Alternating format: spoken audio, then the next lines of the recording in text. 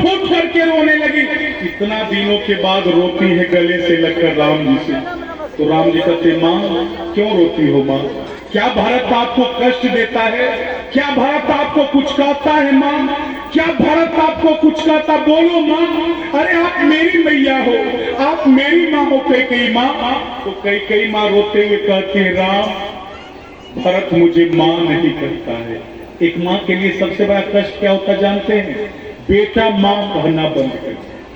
तो कैकेयी अम्मा रोते हुए कहती है, भरत मुझे माँ नहीं कहता है राम, एक बार भरत से माँ कहवा दे बेटा। हे बेटा एक बार भरत से माँ कह दे, कहलवा दे बेटा राम। राम जी कहते, बस करो माँ, मैं जो कहूंगा भरत करेगा, बस आप यहीं छिप जाओ, मेरी कुटिया में छिप जाओ, भरत आ रहा है। कैकेयी अम्मा को छिपा दी और कह दिए कि मैं अभी ही माँ कहलवा दूंगा, छिप जाओ माँ।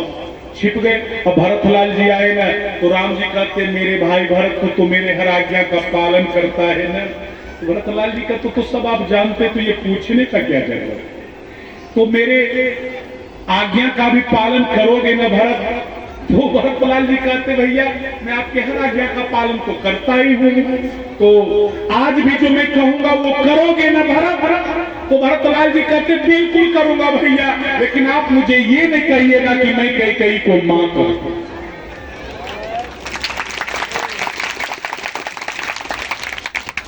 राम जी कहते, क्यों बेटा, क्यों भरत, क्यों राम को, क्यों मां को मां नहीं कहना चाहता है? भरतलाल जी कहते, इसलिए भैया क्योंकि ये मां शब्द इनके लिए रोग हो गया। दूध ताकत देती है शरीर में, लेकिन आप एक गिलास के बदले 5 बाल्टा पी लीजिए तो वो बीमारी हो जाएगा ना। तो इनके लिए मां शब्द कुपथ बन गया। इन्हें लगा कि दुनिया में यही एक मां है और मैं ही केवल एक बेटा हूँ, इसलिए इन्होंने आपके चलराते भी इन्होंने मेरे लिए 14 वर्षों का वनवास आपके लिए 14 वर्षों का वनवास मांग लिया। मां शब्द के कारण इन्हें लगता है कि मैं ही एक बेटा हूँ और यही एक मां है, इसलिए मैं कभी इन्हें मां नहीं कहूंगा। सजा मैंने दिया है इन्हें। और सब लोग इन्हें दोषी मानते थे। सबसे ऊंचा स्थान था वशिष्ठ का समाज में और सबसे नीचा स्थान था निषाद राज का। कहते हैं लखनलाल जी, भरतलाल जी कि देखिए गुरु वशिष्ठ की दृष्टि में ये मंदमती है, निषाद राज की दृष्टि में ये कुटिल है, तो सब लोग इसे दोषी मानते हैं भैया, और मैं इसे मां कह दूं। तो राम जी को लगा कि सबसे पहले तो मेरी मां को निर्दोष साबित करना होगा, निर्दोष साबित करना होगा। तो राम जी प्रवचन करने के लिए मंच पर बैठे, तो वक्ता के रूप में बैठ गए। सारे अयोध्यावासी श्रोता के रूप में नीचे बैठे हुए थे। तो वक्ता को हमेशा श्रोता के हिसाब से प्रवचन करना होता है। श्रोता जिसमें खुश रहे, दाल भात का भी भोजन होता है, लेकिन उसमें तिलौरी पापड़ मिल जाए तो स्वाद बदल जाता है ना। तो ये सब जो हम बीच बीच में आपको कुछ देते हैं, तो उसका थोड़ा हिसाब यही है तिलौरी पापड़, इसे आप लोग अन्यथा नहीं लेंगे। तो देखे कि सारे अयोध्यावासी श्रोता के रूप में बैठे हुए और सब लोग भरत के मत का समर्थक, कैकेयी का सब विरोधी है। तो राम जी को लगा कि कैकेयी के सपोर्ट में पहले नहीं बाद में करना होगा, भरत के मत से ही शुरू करना होगा। राम जी ने कहा, हे अयोध्यावासियों, दुनिया में भरत से बड़ा कोई साधु नहीं। अयोध्यावासियों ने कहा, अरे भरत का नाम कोई जाप कर लेना तो उसने जितना भी पाप किया है सारा पाप उसका धुल जाए। भरत नाम में ये पावर है। ये राम जी का, ये राजा रामचंद्र का है। उन्होंने कहा, है अयोध्यावासियों, इस दुनिया में यदि भरत का जन्म नहीं होता ना, होता न भूतल भाव भरत को अचर सचराचर आचर करत को। अगर इस दुनिया में भरत ऐसे बेटे का जन्म नहीं होता तो इस पृथ्वी पर प्रेम की धुरी को कौन? अरे इसमें मेरी माता कई का। अच्छा एक बात बताओ, इस दुनिया में भरत से बड़ा कोई साधु है? वो अयोध्यावासियों ने कहा नहीं। राम जी ने कहा भरत से बड़ा कोई संत है? अयोध्यावासियों ने कहा नहीं। तो राम जी ने कहा इतने बड़े साधु, इतने बड़े संत भरत को जन्म देने वाली माता कई को छोड़कर और कोई है क्या? अरे जिस मां ने इतने बड़े संत को जन्म दिया, क्या वो मां स्वयं बुरी हो सकती है? मोती का जन्म जहां से होता है वहीं से तो होगा। आम के वृक्ष से ही तो आम का फल होता है। अरे जब फल के रूप में भारत के प्रति आपको कोई संदेह नहीं, तो फिर वृक्ष के रूप में कई अम्बा के प्रति जो आपका विचार है वो मुझे उचित प्रतीत नहीं होता है। तो राम जी ने कहा मेरी माता कई का कोई दोष नहीं। हे अयोध्यावासियों, मैं माता कई के पास गया था। माता कई बैठी हुई थी अपने महल में। राम जी पीछे से गए और आंखें को मूंद ली। बच्चा जैसे खेल खेलता है ना, तो राम जी पीछे से माता का आंख मूंद लिए। तो कई अम्मा समझ गई ये तो राम है, ये तो राम है। तो कई माता कहती राम हाथ हटाओ यहाँ से। राम जी कहते तब तक हाथ नहीं हटाऊंगा जब तक आज मैं कुछ मांगने के लिए आया हूँ और आप मुझे दे न दे। तो कई अम्मा कहती राम तेरे लिए तो प्राण ही मेरा हाजिर है, क्या मांगना है बेटा राम बोलो ना। राम जी कहते मां प्राण से भी ज्यादा कठिन चीज मांगना है। बदनामी, अपजस, कलंक मां, और वो आप ही मेरी लीला को पूर्ण कर सकती है। मेरे पिता जब मुझे अयोध्या का राजगद्दी देना मां, तो आप जो थाती मिला है ना 2 वरदान का, आप उस समय मेरे लिए 14 वर्षों का वनवास मांग लेना मां, और मेरे भाई भरत के लिए राज तिलक मांग लेना। लेकिन इसमें आपको ऊपर सबसे ज्यादा कलंक लगेगा मां, बहुत बड़ा कलंक का टीका लगेगा। लेकिन मां यदि आप ये वरदान नहीं मांगेगी ना, तो राम के अवतार लेने का कारण समाप्त हो जाएगा मां। आपको ये मेरे लिए करना है। तो कई करके बेटा राम मैं तैयार हूं, क्यों ही तेरा पिता दशरथ तेरे लिए राजगद्दी की घोषणा करेंगे तो मैं अपना वरदान मांग लूंगी, 14 वर्ष का वनवास तेरे लिए। और रोने लगी कई अम्बा। तो ये कहानी सुनाते हैं, राम जी ने कहा मैंने सरस्वती को आदेश दिया था। मैं आपको कह रहा था ना कि सरस्वती का दिमाग किसने खराब किया? राम जी कहते मैंने सरस्वती का दिमाग खराब किया। सरस्वती माता आती है वहां पर, तो पूछा जाता सरस्वती माता से, तो सरस्वती माता कहती है तब कछु किन्ह राम रुख जानी। मैंने जो कुछ भी किया है राम जी का रुख रख करके किया है। तो राम राज में जो विघ्न डाला गया उसका सबसे बड़ा अपराधी कौन है? राम, स्वयं मर्यादा पुरुषोत्तम राम। और तब राम जी कहते हैं इसलिए है अयोध्यावासी, यदि कोई मेरी मां के ऊपर दोष देता है तो वो गलत करता है। और वो क्या है मेरे नजर में? दोष जननी ही जरते जिन गुरु साधु सभा नहीं से। वही लोग मेरी माता कई को दोष देता है जो जड़ है, मूर्ख जननी का मतलब क्या हुआ? राम जी कई को जननी का दिखाते राम जी। अरे भरत यदि कई को जननी नहीं कहता है, मां नहीं कहता, तो क्या हुआ? मेरी जननी, वो मेरी जननी है। और जो मेरी जननी है, जो मेरे लिए पूजनीय है, जो मेरे लिए वंदनीय है, क्या वो तुम्हारे लिए पूजनीय नहीं? क्या तुम्हारे लिए वंदनीय नहीं? और जो मेरी माता को दोष देता है वो जड़ है। भरतलाल जी सामने प्रवचन सुन रहे हैं, मंद मुस्कुरा रहे, और सबसे ज्यादा कई जी का निंदा करने वाले भरतलाल जी। तो क्या राम जी भरत को जड़ कहना चाहते हैं? जड़ कहना चाहते हैं? नहीं। जड़ता 2 प्रकार की होती, एक ज्ञान जन जड़ता, एक अज्ञान जन जड़ता। तो भरत की जो जड़ता थी वो ज्ञान जन जड़ता थी। वो कई से नफरत नहीं करते थे। अरे कुछ गलत किया था इसका उन्होंने सजा दिया था। यदि नफरत करते तो दशरथ के साथ कौशल्या सुमित्रा सती हो रही थी, कई अम्बा को छोड़ देते सती हो जाने के लिए और कौशल्या सुमित्रा को बचा लेते, लेकिन तीनों माता को बचाए। और देखिए जंगल में भी तीनों माता को लेकर आए, वो कई को छोड़ देते अयोध्या, लेकिन नहीं लेकर के साथ आए। तो ज्ञान जन जड़ता है। तो राम जी ने कहा जो कैकेयी को दोष देता है वो जड़ है। तो राम जी ने माता कैकेयी को निर्दोष साबित सिद्ध कर दिया और प्रवचन समाप्त करके गए अपने कुटी में। तो भरतलाल जी पीछे से गए, तो प्रवचन जो करता है ना, वो नीचे उतरने के बाद लोगों से पूछता क्या अच्छा रहा ना आज का प्रवचन, कैसा रहा?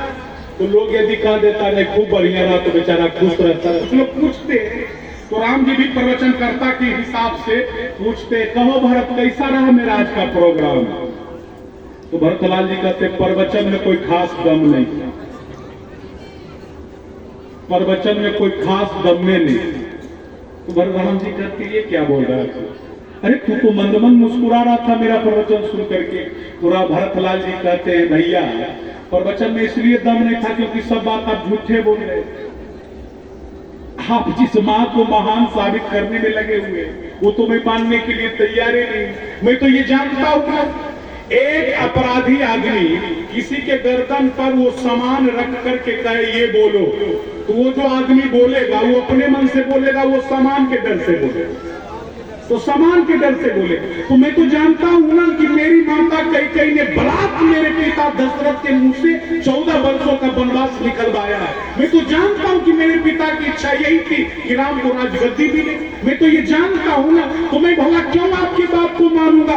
और मैं तो इसलिए मुस्कुरा रहा था भैया आपके प्रवचन सुन करके, क्योंकि मैं सोच रहा था कि जिस मां ने मेरे भैया को इतना कष्ट दिया, 14 वर्षों का वनवास दे दिया, वो मेरे भैया राम कितने महान है, कितना कष्ट झेलने के बाद भी मेरी भैया का बड़ाई कर रहे। मैं तो बस उस प्रवचन में आपकी महानता देखकर मैं मन इसीलिए मैं ये बोला कि मेरे भैया राम कितने महान। तो राम जी का तर्क तो खत्म हो गया भरत के पास। तो चल दिए राम जी, वहां से गए गुरु वशिष्ठ के पास। कल जोड़ के कहते आप ही कोई रास्ता बतलाइए। अरे भरत के पास तो हमारा दिमाग ही नहीं काम करता है। तो वशिष्ठ जी कहते मेरा भी दिमाग नहीं काम करता, मुझे लगता है राम जो कहता भरत वही कर लेने में ठीक है। मोरे जान भरत रुचि राखी जो कीजिए शुभ शिव साखी। मुझे लगता है जो कहता है भरत कर लीजिए। तो राम जी कहते गुरुदेव आप जानते हैं सारा बात। तो वो तो वशिष्ठ जी को लगाने नहीं, ये बात नहीं। अच्छा तो भरत के वचन को 4 कसौटियों पर कस करके देखो। वो 4 कसौटी क्या है? साधुमत, लोकमत, राजनीति, वेद नीति।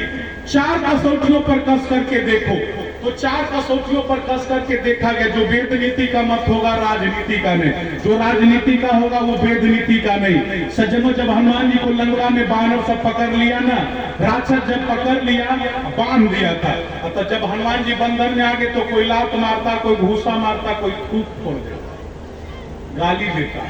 हनुमान जी जब घूम घूम के लंका जलाने लगे ना, तो जो थूक फोड़ने वाला था, गाली देने वाला था, वो कहता तो पहले कह रहे थे ये कोई बांदर नहीं देवता है, देवता। हम जो कहा यह कभी नहीं होई, बानर रूप धरे सो कोई।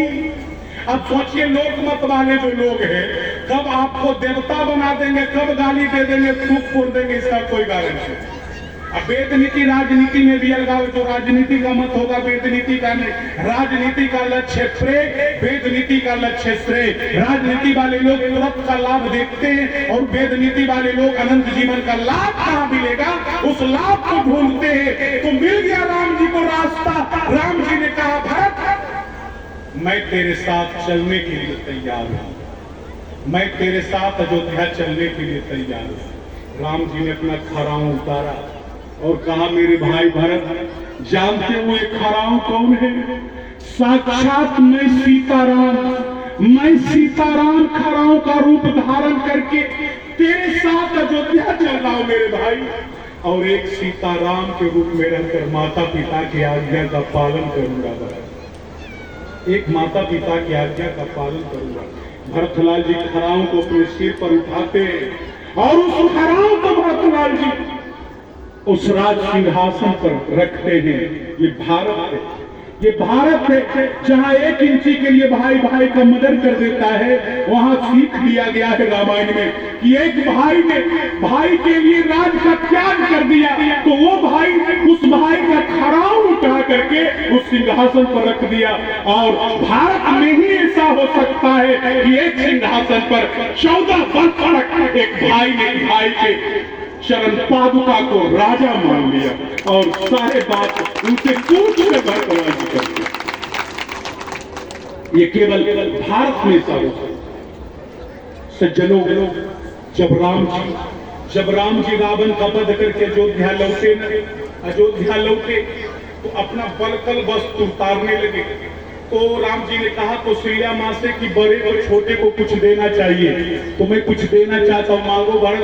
तो भरतलाल जी ने कहा बस अर्थ धर्म न काम रुचि गति न चाहो निर्वाण, मुझे कुछ नहीं चाहिए। शत्रुघ्न से पूछा तो शत्रुघ्न ने कहा भरत की चरण सेवा चाहिए। उर्मिला को बस मेरा त्याग रहना चाहिए। लखनलाल जी राम जी के चरण सेवक है। सुरत कीर्ति क्या मांगती है?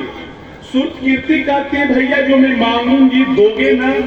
राम जी कहते रघुवंश है, बोलो क्या चाहिए तुझे?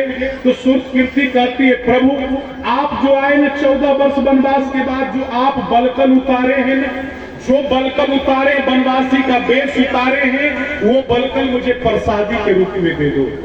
राम जी कहते मजाक करते हो सुरत कीर्ति कहते नहीं स्वामी, अरे नियम तो ये कहता कि चौथे पर में बुढ़ापे में जंगल जाना चाहिए, लेकिन अयोध्या तो नियम से ऊपर है ना, यहाँ तो जवानी में भी जंगल जाना पड़ता है। तो कल मेरे परिवार में मेरे खानदान में कोई ऐसा बात आवे तो मैं आपके बलकल को देख करके मुझे भी वो त्याग समर्पण हमेशा याद बना रहे, इसीलिए मुझे वो बलकल प्रसादी के रूप में चाहिए। तो राम जी ने कहा ठीक है ये प्रसादी। राम जी जब बैठ गए न सिंहासन पर, जब राजा बन गए तो हनुमान जी खोजने लगे कि भरतलाल जी कहाँ चले गए, क्योंकि वो नजरे नहीं आए। पूरे अयोध्या में खोज लिए हनुमान जी, लेकिन भरतलाल जी नजर नहीं आए। और जब पीछे देखते हैं ना तो राम जी जिस सिंहासन पर बैठे हुए थे उसके नीचे में भरतलाल जी। तो हनुमान जी की आंखें गीली हो गई। हनुमान जी कहते भगवान आप यहाँ आगे आइए। अरे जिसके बिना राम पंचायत नहीं हो सकता है, राम राज्य नहीं हो सकता है, आप पीछे में है, सामने आइए ना प्रभु। भरतलाल जी कहते मैं यही ठीक हूँ हनुमान जी। तो हनुमान जी आगे आए और राम जी को कहते पीछे भरतलाल जी बैठे, आगे बुलाइए ना। तो राम जी कहते नहीं वो पीछे ही ठीक है। तो हनुमान जी कहते बड़े निष्ठुर हो भगवान। राम जी कहते अच्छा एक बात बताओ हनुमान, देखो कि भरत क्या कर रहा है। तो हनुमान जी देखे ना तो देखे कि राम जी के ऊपर जो छत्र है उसे भरतलाल जी पकड़े हुए, वो डंडा वो उन्हीं के हाथ में। तो हनुमान जी कहते ये जो आपके छत्र है ना आपके सिर पर, वो भरतलाल जी पकड़े वो डंडा उन्हीं के हाथ में। तो राम जी कहते यही मैं दुनिया को बतलाना चाहता हूँ कि गद्दी पर राजाओं को बैठना चाहिए, लेकिन छत्र छाया संतों के हाथ में होनी चाहिए, है ना। और राम राज तभी बना जब मेरे ऊपर भरत जैसे संतों की छत्र छाया है, भरत जैसे संतों की छत्र छाया है। तो सज्जनों आज मैंने राम भरत मिलन प्रसंग आप लोगों के सामने इसलिए रखा क्योंकि ये रामायण का सबसे उत्तम प्रसंग है। इसमें यदि आपने कुछ भी ग्रहण कर लिया ना कि एक माँ को बेटे के साथ, एक पिता को बेटे के साथ, एक भाई को भाई के साथ, एक पत्नी को पति के साथ, एक शत्रु को शत्रु के साथ, तो हम लोगों का जीवन सार्थक हो जाएगा। जानते मैं इतना तो प्रवचन किया ना, लेकिन आगे में 10-20 महिला जो है वो खर्राटा खींच रही। वाह, वो दिन से जागरण में थे आप। कहते तो हम तकिया मंगवा देते। कहाँ है राजू मंडल? कल आप लोग थोड़ा मसलंद का व्यवस्था कीजिएगा और तोशक गदिया सब मंगवा दीजिएगा। आगे आप लोग सो जाइए।